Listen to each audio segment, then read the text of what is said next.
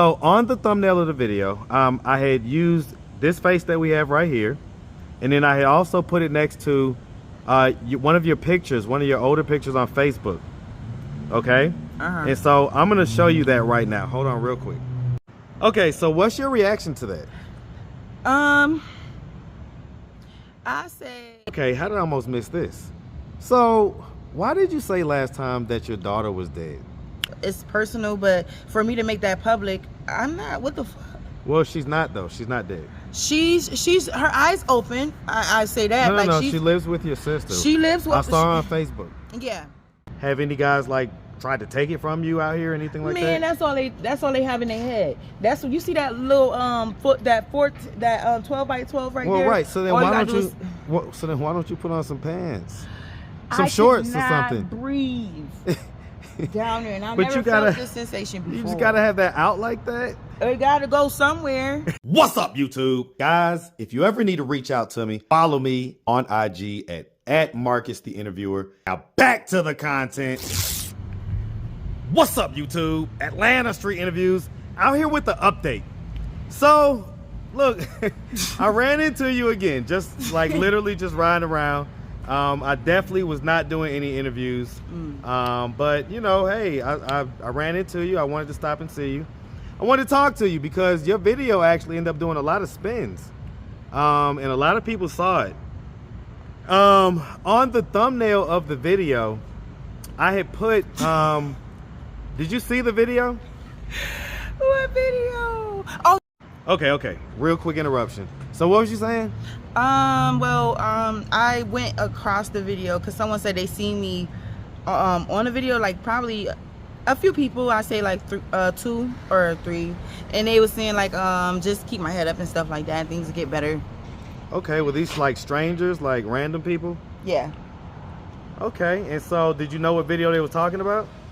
They were seeing a video when I was expressing as far as like how I feel about being in the situation I'm in, and then being just out in like different types of situations as far as not trusting so much, but being too outgoing as far as like naive. I say naive. So listen.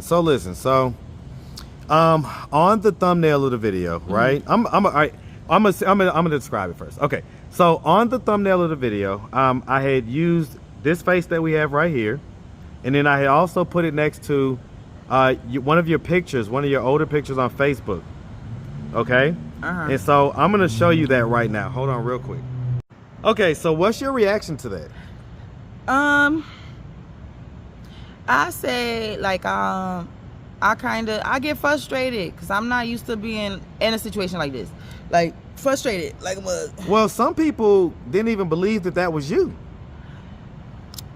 Of course, especially seeing us smoke crack now, they wouldn't believe it.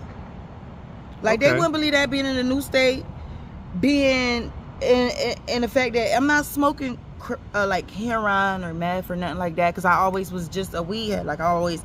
But doing one drug, it leads into other drugs. It starts other things, and then not only that, it's just like you know, it can cause problem, it can cause havoc. But I always leveled out my situation as far as like multitasking and doing like good things for the community. Can I interject real quick, right?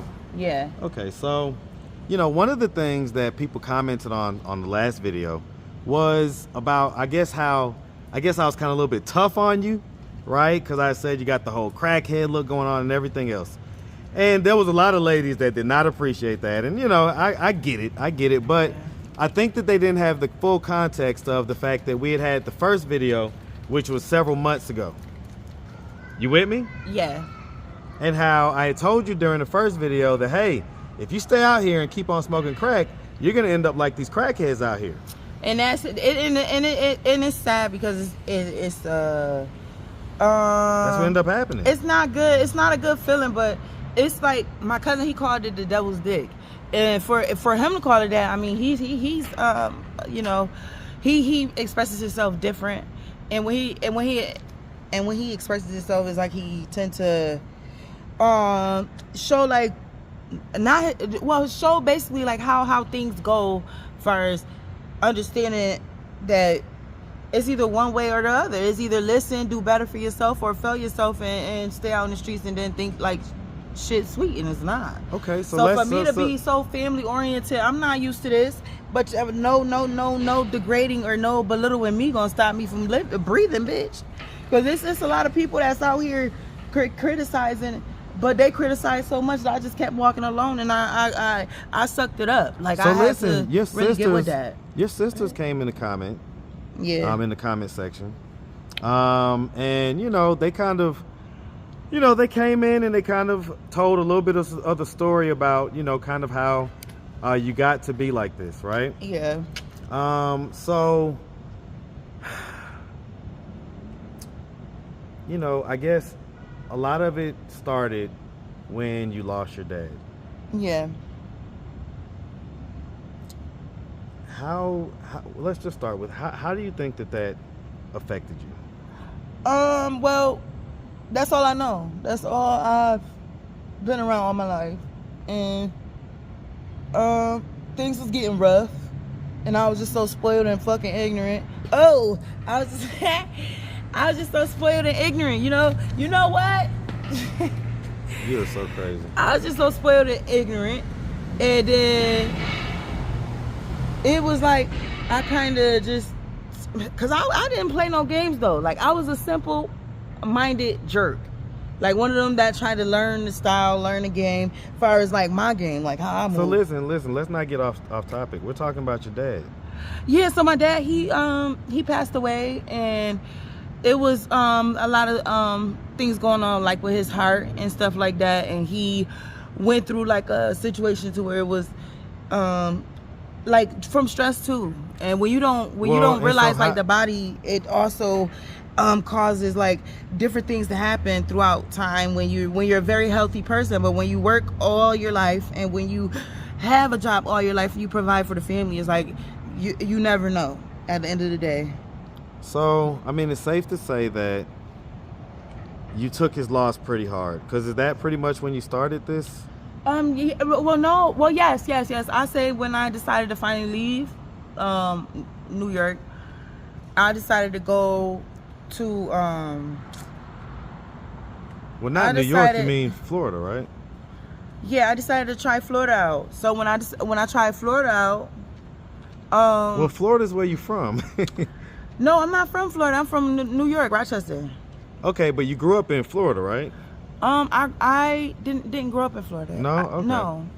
And when I was in New York, I was born and raised in New York since December 29th, 1996.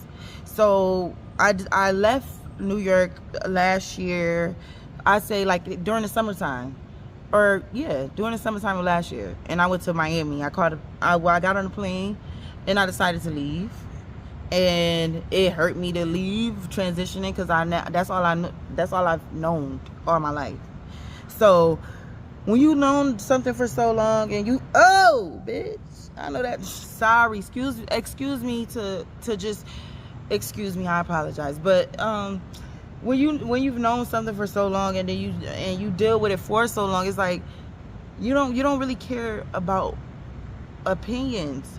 Far as only motivation, far as only who will really stand beside you and help you and want to better you as an adult. And for me being so childish, and for me being so like big kiddish, I'm always the one that's like into so much nothing. Because for these faggot ass niggas to really be thinking they got. Let me ask you something. So why do you think that you kind of went to like the drugs and everything else? And your sisters, who, I looked them up on Facebook. They're all beautiful. All of y'all were just gorgeous girls. And they still are. Why do you think they was able to process, and not have his death affect them the same way that it affected you? You said what, as far as my dad phase that affected me? No. So why didn't your sisters go to drugs like you did? Them niggas, Man, I don't know what they do, but I know for ours, like smoking marijuana, that's the step one first. But my sisters, they move how they move, and that's differently. Like, so a few of them don't even bother with marijuana, and I quit years ago because I couldn't afford it. So, and then for this to be like something else, So how are you affording the crack? I try and basically talk to people. I engage with people by begging for money. So that's how that go. Okay. Yeah. Okay. Why you look like that? Because they know what's going on. Cause I beg quick, but it's good to hear no. Cause when a person don't have it, they don't have it. You don't go against that no and think that that means jump on it. No, that mean if you jump on something, you know that you jumping on it. You never know. So has anybody jumped on you out here? Ooh, it's been a couple. Because I mean, let's be clear. You don't have any panties on. You're just. Oh no, it's too hot here. Okay, but you got your whole cooter cut out. Right. So, I mean, that's what I'm saying. Have any guys like tried to take it from you out here or anything like that? Man, that's all they have in their head. That's what you see, that little 12 by 12 right there. Well, right. So then why don't you put on some pants, some shorts or something? Breathe down there, and I But never felt this sensation before. You just gotta have that out like that. It gotta go somewhere, cause for me to be so comfortable or not, I take chances, but not like with my life. So that's just something I have to be more adult about, and just be more excited and be more prepared. So listen. What do you think it would take to get you to stop smoking crack? Since I just decided, well, first of all, this is the thing. In Miami, Florida, I only did it once, and I've been there for probably about 3 months before I tried it. So it was like, oh, the nigga in the wheelchair. Let me try what he trying. Right. So what I'm saying that's just what it was. And then like when I tried what he was trying, it was like, whoa, like. What was the feeling like? It was weird because I was already like doing like excessive different type of things. And then and I kind of took it in, and I kind of decided to like go about things differently, and I said, hell no, I don't want to do this again, because I was just smoking cigarettes and trying to work with different programs. But it'd be the matter of when people do stuff for so long and so used to that ugly stuck up face, like somebody won't smack their ass or pop them in their mouth. They look at you right behind the receptionist desk and have their paperwork all out, tossing stuff all slow. It's like, okay, so if you don't want to work, why did you come to work? Because I'm not about to be battling every goddamn corporation. But okay, so like, let me ask you this. Would rehab be an option? The program, actually on this street, I tried, and it was okay. It was okay, and well, obviously it didn't work. I mean, because for a person not to be so organized, as far as you have what you have, as far as paperwork, identification, as far as Fabrio, everything. Listen. Mm-hmm. What I'm asking is this: is the crack use right now because you're just content doing it, or is it because you're still trying to heal from the pain of your dad passing?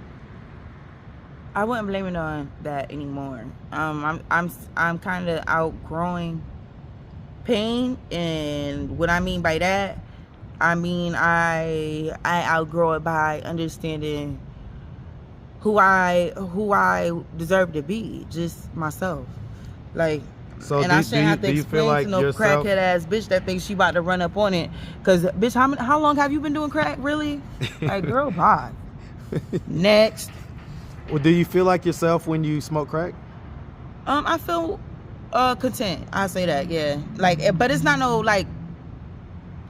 What else should I do if I'm going through a situation to learn how to adapt? As far as being around certain things and certain things that I'm around, I've seen worse. So it's not even the fact that I'm around that just to be around it. It's the fact that I got to get used to taking care of my business and not having my mom so worried and not having my siblings so worried and not having my father's side so worried. Right, but are you doing that? Are you taking care of your business, or are you just kind of out here doing but I just need the right people around me to motivate me more than what's going on now, because the programs that I've been introduced to, it was more so of just not like so much of that going on. So I like when people notice me more, they tend to like show me like, oh, okay, this is what's going on, this is how this go, and this is how it's gonna continue. This, like, I like stuff like that. I like good guidance. Yeah. Okay. All right. Yeah. Well, you know, I'm glad that we was able to catch up. I really would like to see you kind of cleaned up and, you know, not smoking crack anymore and all that type of stuff. Mm-hmm. And by the way, oh, that's the other thing. Okay, how did I almost miss this? So, why did you say last time that your daughter was dead? There was a situation, and I don't know if it was from chemicals or something that happened, but it was another situation from when she was born. They kept her in the hospital for 5 days. Not to get into too much detail, because it's personal, but for me to make that public, I'm not, what the fuck? Well, she's not, though. She's not dead. She's her eyes open. I say that. No, she lives with your sister. She lives with... I saw her on Facebook. Yeah. So, that's a pretty bad thing to say about your daughter. Because there was an incident that happened, and long story short, it, for my eyes, not to be no walking Barbie doll. And I'm not like against having a child, and I'm not against being away from her. It's the simple fact of how things transitioned in New York, because I'm used to taking care of everything I have to take care of, and I'm used to doing everything alone. I didn't have no man beside me motivating me, because I didn't want that. Okay, so I did things on my own to provide for my child. But when things got rough as far as the system and as far as taking care of bills and all that, I didn't have to worry about that staying with my mom and dad at all. Like, I stayed with them for so long. So it was like when stuff got rocky, shaky, then it was like crunch time. Let me ask you this. Yeah. Who did you live with when you was 2 years old? Probably my grandmother. I don't know, probably, but a lot of us was with our mom, mainly our mom. Yeah. Okay. So your daughter, she doesn't have that. She doesn't have her mom. Is that something that you think about at all? Of course, yeah. Well, I mean, is that enough incentive to want to put the pipe down and, you know, kind of get straight? I ain't even worried about getting a pipe. That's how nasty you get.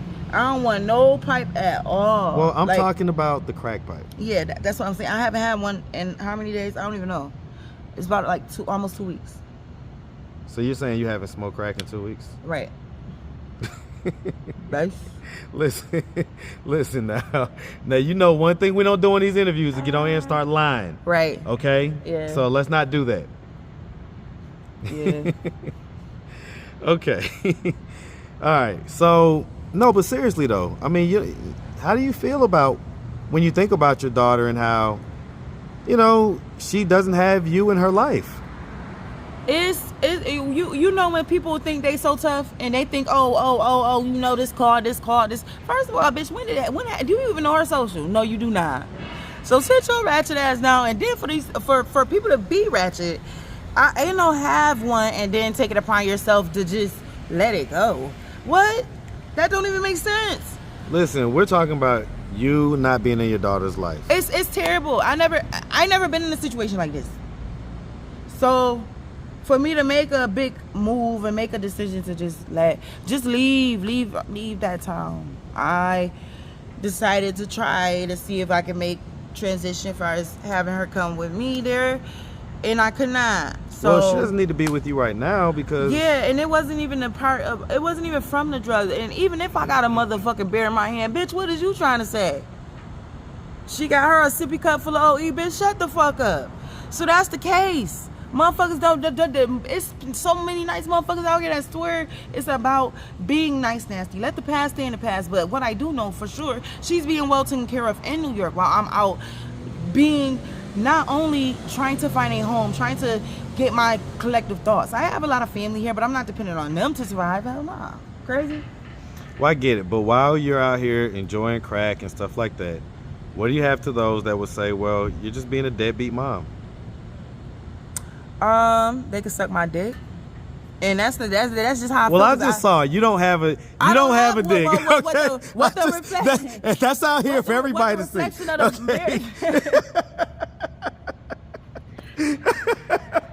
You are so crazy. Oh God. Okay. No, but seriously though, I just wonder, do you think about the more serious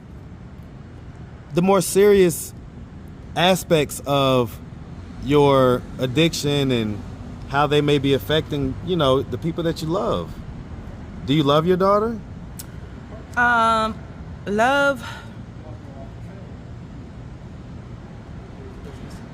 There's no amount of love to express for just a person